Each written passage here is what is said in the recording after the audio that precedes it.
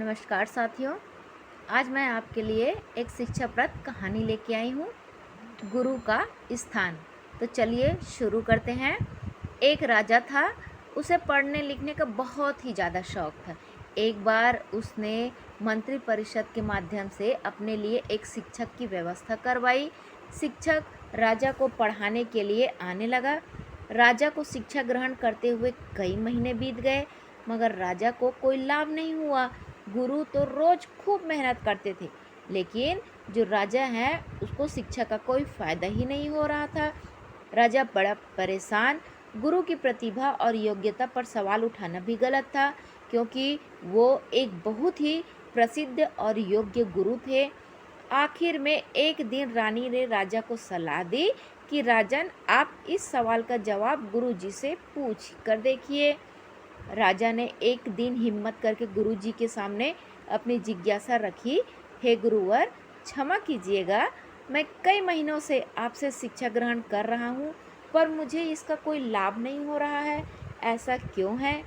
गुरु जी ने बड़े ही शांत स्वर में जवाब दिया, राजन, इसका कारण बहुत ही सीधा है। गुरुवर, कृपा करके आप शीघ्र इस प्रश्न का उत्तर दीजिए।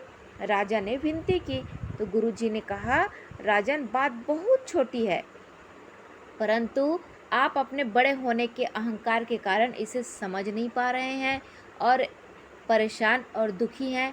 माना कि आप एक बहुत बड़े राजा हैं, आप हर दृष्टि से मुझसे पद और प्रतिष्ठा में बड़े हैं, लेकिन यहाँ पर आप और मेरा रिश्ता एक गुरु और एक शिष्य का है। गुरु होने के नाते मेरा स्थान आपसे उच्च होना चाहिए, लेकिन आप स्वयं ऊंचे सिंहासन पर बैठते हैं और मुझे अपने से नीचे आसन पर बैठाते हैं। बस यही एक कारण है जिससे आपको न तो कोई शिक्षा प्राप्त हो रही है और न ही कोई ज्ञान मिल रहा है। आपके राजा होने के कारण मैं आपसे यह बात नहीं कर पा रहा था। कल से अगर आप मुझे ऊंचे आसन पर बैठाए और स्वयं नीचे बैठे तो कोई कारण नहीं कि आप शिक्षा प्राप्त न कर पाए। राजा की समझ में सारी बात आ गई और उसने तुरंत अपनी गलती को स्वीकारा और गुरुवर से उच्च शिक्षा प्राप्ति की। दोस्तों, इस छोटी सी कहानी में सार यही होता है कि हम रिश्ते, नाते, पद, धन, वैभव किसी में भी कितने ही बड़े क्यों न हो, हम अगर अपने गुरु को उसका उचित स्थान नहीं देते तो हमारा भला होना मुश्किल ही है।